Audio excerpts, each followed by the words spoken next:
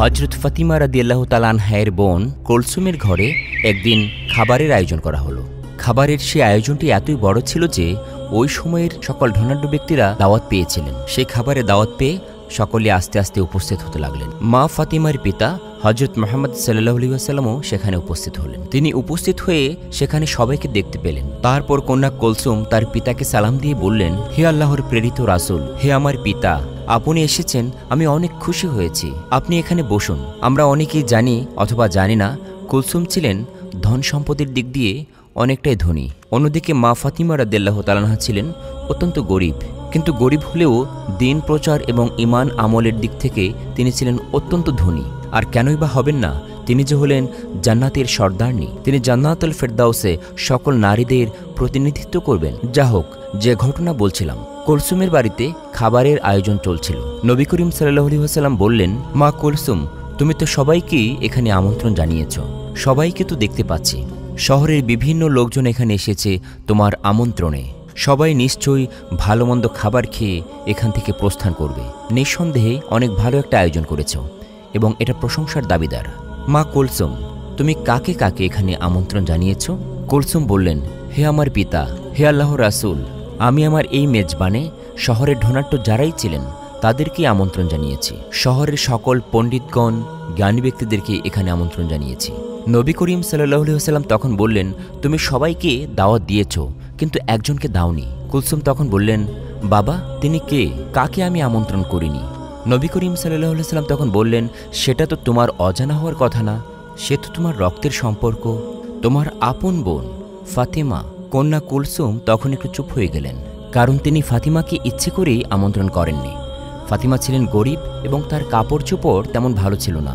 কুলসুম ভেবেছিলেন ফাতিমা যদি এই অনুষ্ঠানে আসেন তাহলে তার মান সম্মানের হানি ঘটতে পারে, তাই তিনি তাকে আমন্ত্রণ করেননি।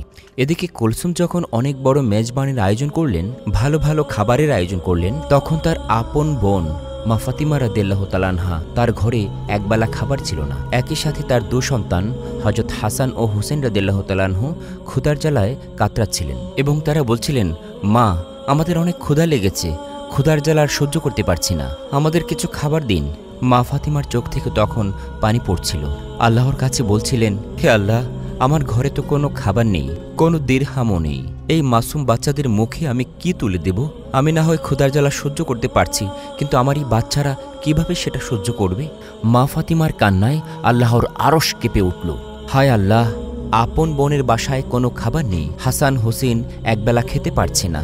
অন্যদিকে সেই ফাতিমার আপন বোন তার নিজ বাড়িতে শহরের ধনাঢ্য ব্যক্তিদেরকে দাওয়াত দিয়ে খাওয়াচ্ছে। সেই মেজবানি অনেক মানুষ এসেছে, আজকে শুধুমাত্র গরিব বলে আপন বোন সে দাওয়াতে যেতে পারল না। প্রিয় নবী হযরত মুহাম্মদ সাল্লাল্লাহু আলাইহি ওয়াসাল্লাম তখন বললেন, সে তোমার আপন বোন, তাকেও তোমার দাওয়াত দেয়া উচিত ছিল। এ কথা শোনার পর কুলসুম বিষয়টি এড়িয়ে গেলেন এবং পিতাকে খাবার খাওয়ার জন্য বসতে অনুরোধ করে সেখান থেকে চলে গেলেন। সবাই খাবার খেতে বসে গেল। চুলা থেকে খাবার তোলা হলো। এদিকে কুলসুম সবকিছু তদারকি করছেন। এদিকে নবী করিম সাল্লাল্লাহু আলাইহি ওয়াসাল্লাম দুঃখ ভারাক্রান্ত মন নিয়ে দাঁড়িয়ে রইলেন। তিনি কি করে এই খাবার গ্রহণ করবেন? তার সবচেয়ে আদরের মেয়ে ফাতিমা রাদিয়াল্লাহু তাআলা আনহা এখানে আসেননি, একই সাথে তাঁর কলিজার টুকরা হাসান ও হোসেন রাদিয়াল্লাহু তাআলা আনহু আসেনি। তারা তো ক্ষুধার জ্বালায় কাতরাচ্ছিল। এরকম নিদারুণ অসহায়ত্ব দেখে নবী করিম সাল্লাল্লাহু আলাইহি ওয়াসাল্লামের মনেও বেশ কষ্ট লাগছিল। অথচ এদিকে মা ফাতিমা রাদিয়াল্লাহু তাআলা আনহা তার দু সন্তান হাসান ও হোসেন রাদিয়াল্লাহু তাআলা আনহুয়ের খাবারের জন্য কান্না শুনে তিনি চুলা থেকে শুধুমাত্র গরম পানি ওঠাচ্ছিলেন, নামাচ্ছিলেন এবং তাদেরকে বলছিলেন, এই তো বাবা, একটু পরেই খাবার হয়ে যাবে, তোমরা যাও, ওই যে দূরে পাহাড়ের কাছে যেয়ে খেলাধুলা করে আসো, আমি রান্না হলেই তোমাদেরকে ডাকবো। আসলে চুলায় তো কোনো খাবারই ছিল না, তিনি শুধু গরম পানি দিয়ে ফোটাচ্ছিলেন। বাচ্চা ছেলেদেরকে তো কিছু একটা বলে বোঝাতে হবে। তার চোখ থেকে অঝোর ধারায় পানি ঝরছিল। ওইদিকে তার আপন বোন কুলসুমের বাসায় বিভিন্ন ধরনের সুস্বাদু খাবার তৈরি হচ্ছিল। তারপর খাবার বিতরণের জন্য কুলসুম যখন খাবারের পাত্রগুলোর কাছে গেলেন, তিনি সেগুলো দেখে অবাক হয়ে গেলেন। তিনি খাবারের কাছে যেয়ে খাবারের ঢাকনাগুলো একটা একটা করে উপরে তুলছিলেন। তিনি অবাক নয়নে দেখলেন সব খাবারগুলো, কোরমা, পোলাও, বিভিন্ন ধরনের সুস্বাদু খাবার, সব পাথর হয়ে গেছে, এটা কি করে সম্ভব? তিনি বললেন, হায় আল্লাহ, এটা কি করে হলো? একটু আগে তো দেখলাম সকল খাবার রান্না করা ছিল, এদিকে আমি খাবার রেখে আমার পিতার সাথে কথা বলছিলাম, সকল খাবার এখন কিভাবে পাথর হয়ে গেল? কার অভিশাপে এমনটা হলো? শহরের বিভিন্ন ধনাঢ্য ব্যক্তিবর্গ এখানে এসে উপস্থিত, তাদেরকে যে খাবার খাওয়াতে হবে, আমি যদি এখন খাবার না দিতে পারি তাহলে তো আমার মান সম্মান কিছু থাকবে না। এ কথা ভাবতে ভাবতে তিনি দ্রুত তার পিতা মহানবী সাল্লাল্লাহু আলাইহি ওয়াসাল্লামের কাছে গেলেন। তিনি তার পিতাকে বললেন, হে আমার পিতা, হে আল্লাহর রাসূল, আমি এখন কি করব? আমার অনেক বড় বিপদ হয়ে গেছে, এমন কেন হলো? কিছু ভেবে পাচ্ছি না। মহানবী সাল্লাল্লাহু আলাইহি ওয়াসাল্লাম তার মেয়েকে বললেন, কেন মা, কি হয়েছে? তোমাকে এমন হতাশাগ্রস্ত কেন মনে হচ্ছে? তখন কুলসুম বললেন, আমি যে খাবার আয়োজন করেছিলাম বাবুর্চি রান্না করে পাতিলে রেখেছিল, আমি এখন যে দেখি সব খাবার পাথর হয়ে গেছে। খাবার প্রস্তুত হওয়া মাত্র আমি শুধু আপনার সঙ্গে দেখা করেছিলাম, এরপরে যে দেখি এই কাণ্ড, আমার সকল খাবার কয়লা হয়ে গেছে। আমি এখন কি করব? আমার আমন্ত্রিত অতিথিদেরকে কিভাবে খাওয়াবো? বড় লজ্জার মুখে পড়লাম। হে আমার পিতা, আপনি আমাকে সাহায্য করুন, আমি এখন কি করতে পারি? নবীজি সাল্লাল্লাহু আলাইহি ওয়াসাল্লাম সবকিছু বুঝতে পারছিলেন ঠিকই।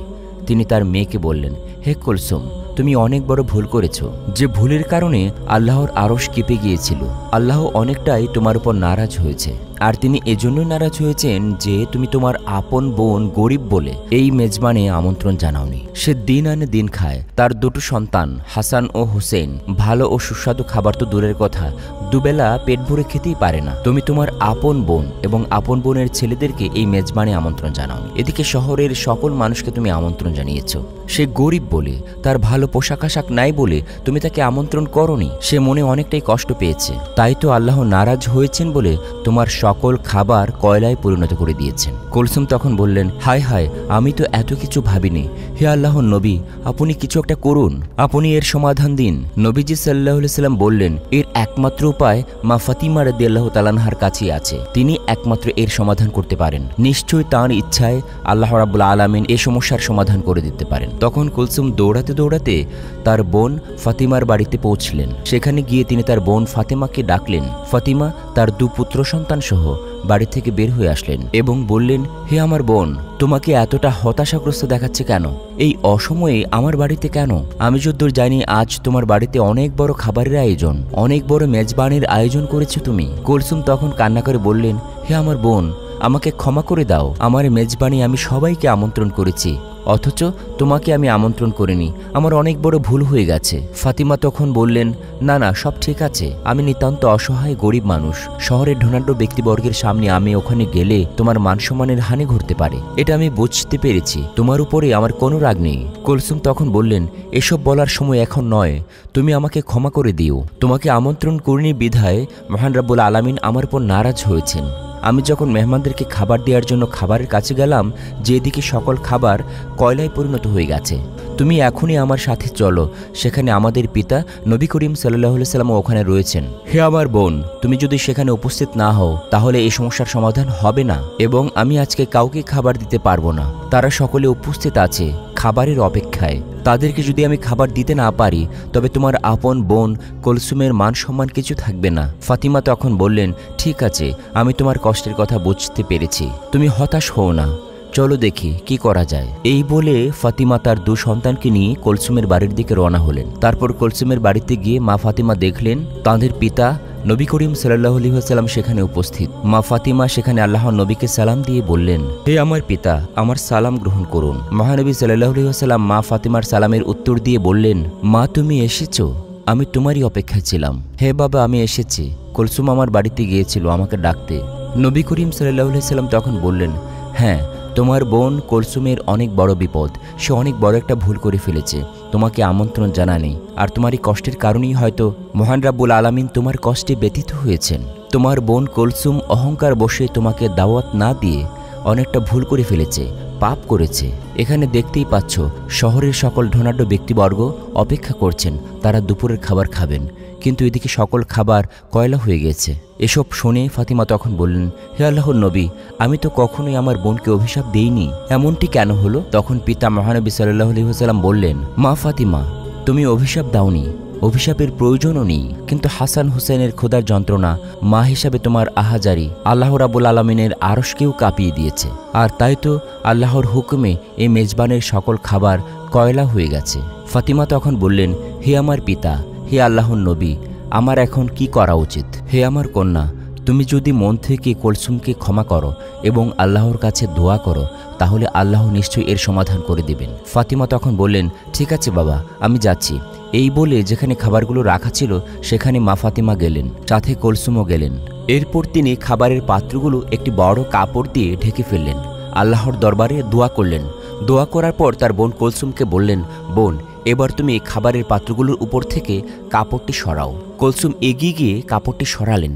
অবাক কাণ্ড, সব খাবারগুলো আগের অবস্থায় ফিরে এসেছে। ফাতিমা বললেন, বোন, তুমি তোমার আমন্ত্রিত সকল অতিথিকে এবার খাবার পরিবেশন করো। কুলসুম বললেন, হ্যাঁ বোন, তা করব। তার পূর্বে তুমি আমাকে ক্ষমা করো, আমি অনেক বড় ভুল করেছি, আল্লাহ আমাকে ক্ষমা করুন। এ কথা বলে কুলসুম আল্লাহর দরবারে শুকরিয়া আদায় করলেন এবং ফাতিমাও আল্লাহর দরবারে শুকরিয়া আদায় করলেন। সুবহানাল্লাহ। এরপর দু বোন ফাতিমা ও কুলসুম তাদের পিতা নবীজি সাল্লাল্লাহু আলাইহি ওয়াসাল্লামের কাছে আসলেন। নবীজি সাল্লাল্লাহু আলাইহি ওয়াসাল্লাম ফাতিমাকে ধন্যবাদ জানিয়ে আল্লাহর দরবারে শুকরিয়া আদায় করলেন। একদা মা ফাতিমা জায়নামাজে বসে কাঁদছিলেন। দু চোখের পানিতে তার বুক ভেসে যাচ্ছিল। এমন সময় তার পিতা হযরত মুহাম্মদ সাল্লাল্লাহু আলাইহি ওয়াসাল্লাম তার গৃহে আগমন করলেন। নবী করিম সাল্লাল্লাহু আলাইহি ওয়াসাল্লাম তার গৃহে প্রবেশ করে দেখলেন তার প্রিয় কন্যা জায়নামাজে বসে অজরধারায় কাঁদছেন। এরপর কন্যাকে উদ্দেশ্য করে বললেন, হে আমার কলিজা টুকরা ফাতিমা, তুমি তোমার জায়নামাজের কোণা উল্টিয়ে দেখো।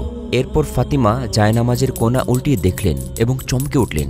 তিনি বললেন, এ কি পিতা, এ যে গলিত স্বর্ণ তরতর করে বয়ে যাচ্ছে। তখন হযরত মুহাম্মদ সাল্লাল্লাহু আলাইহি ওয়াসাল্লাম বললেন, মা, তোমার প্রয়োজন মতো স্বর্ণ উঠিয়ে রেখো, যার মাধ্যমে তুমি তোমার সংসার সুন্দরভাবে পরিচালনা করতে পারো এবং দুনিয়াতে আরামায়েশ ভোগবিলাস করতে পারো। একই সঙ্গে মনে রেখো, দুনিয়ার সুখ শান্তি ক্ষণস্থায়ী, পরকালের সুখ শান্তি চিরস্থায়ী। এবার তুমি বলো, দুনিয়ার সুখ শান্তি চাও নাকি আখিরাতের সুখ শান্তি চাও? পিতার মুখে এমন কথা শুনে ফাতিমা রাদিয়াল্লাহু তাআলা আনহা বললেন, আব্বাজান, আমার দুনিয়ার কোনো সুখ শান্তির প্রয়োজন নেই, আমি আখিরাতের সুখ শান্তির পেছনে দৌড়াতে চাই। অনুরূপভাবে আরেক দিনের ঘটনা। একদিন ফাতিমা রাদিয়াল্লাহু তাআলা আনহা এতটাই দুর্বল হয়ে পড়েছিলেন যে তিনি বিছানা থেকে উঠতেই পারছিলেন না। এই খবর তার পিতা হযরত মুহাম্মদ সাল্লাল্লাহু আলাইহি ওয়াসাল্লামের কাছে পৌঁছলে তিনি ফাতিমার বাড়িতে তাশরিফ নিলেন। নবী করিম সাল্লাল্লাহু আলাইহি ওয়াসাল্লাম ফাতিমার বাড়িতে উপস্থিত হয়ে তাকে ডাকতে লাগলেন, কিন্তু ভেতর থেকে কোনো শব্দ আসছিল না। নবীজি আবারও ডাকলেন, এবারও ভেতর থেকে কোনো আওয়াজ আসছে না। তিনবারের মাথায় নবীজি সাল্লাল্লাহু আলাইহি ওয়াসাল্লাম ফাতিমাকে আবারও ডাকলেন। তখন ভেতর থেকে ফাতিমা রাদিয়াল্লাহু তাআলা আনহা জবাব দিলেন, আব্বা গো, আমি কেমন করে দরজা খুলব? আমার গায়ে এত ছোট্ট একটা কাপড় যে পায়ের দিক ঢাকলে মাথার দিক খালি হয়ে যায়, মাথার দিক ঢাকলে পায়ের দিক খালি হয়ে যায়। তখন নবীজি সাল্লাল্লাহু আলাইহি ওয়াসাল্লাম তার মাথার পাগড়ির কাপড়টি ফাতিমার ঘরের দরজার নিচ দিয়ে বাহির থেকে ভেতরে প্রবেশ করালেন। মা, আমার রুমালটা মাথার দিক দিয়ে দাও। তখন ফাতিমা রাদিয়াল্লাহু তাআলা আনহা রুমালটাকে মাথায় দিয়ে দরজা খুললেন। এরপর নবীজি সাল্লাল্লাহু আলাইহি ওয়াসাল্লাম ঘরের ভিতরে প্রবেশ করলেন। ফাতিমার চোখ মুখ মলিন হয়ে আছে। বিশ্বনবী তখন ফাতিমাকে বললেন, মা, তোমার কি অসুখ হয়েছে? ফাতিমা তখন বললেন, আব্বাজান, কয়েকদিন যাবৎ উপোস থাকতে থাকতে ক্ষুধার জ্বালায় মাথা ব্যথায় দুর্বল হয়ে যাচ্ছে। এটা শুনে তার কন্যা ফাতিমাকে বললেন, হ্যাঁ ফাতিমা, আমিও 3 দিন যাবৎ উপবাসী, অথচ আমি আল্লাহর নিকট তোমার চেয়ে অধিক প্রিয়। আমি চাইলে দুনিয়ার সবচেয়ে ভালো খাবার আল্লাহ আমাকে খাওয়াতে পারতেন, কিন্তু আমি দুনিয়ার উপর আখিরাতকে প্রাধান্য দিয়েছি। তিনি আবার তার কন্যাকে বললেন, হে মা ফাতিমা, ধৈর্য ধরো, কিছু সুসংবাদ রয়েছে। আল্লাহর শপথ করে বলছি, বেহেশতে তুমি হবে রমণীকুলের সবার সর্দারনী, বেহেশতের চাবি থাকবে তোমার হাতে। হযরত মুহাম্মদ সাল্লাল্লাহু আলাইহি ওয়াসাল্লামের মুখে এমন কথা শুনে ফাতিমা রাদিয়াল্লাহু তাআলা আনহা একেবারে চমকে উঠলেন। তিনি নবীজি সাল্লাল্লাহু আলাইহি ওয়াসাল্লামকে বললেন, আব্বাজান, তাহলে বিবি মরিয়ম, বিবি আসিয়ার কি হবে? তখন নবীজি সাল্লাল্লাহু আলাইহি ওয়াসাল্লাম বললেন, মা, বিবি মরিয়ম তার সময়কালের সকল মহিলাদের সর্দারনী এবং বিবি আসিয়াও তার সময়কালের সকল মহিলাদের সর্দারনী। আর তোমার ক্ষেত্রে হলো, এখন থেকে নিয়ে কিয়ামত পর্যন্ত যত মহিলা আছেন সকলের সর্দারনী হিসাবে তুমি বেহেশতে থাকবে। সুবহানাল্লাহ। আল্লাহ যেন আমাদের সকলকে জান্নাত দান করেন এবং মা ফাতিমার সাক্ষাৎ লাভ করান। আমিন।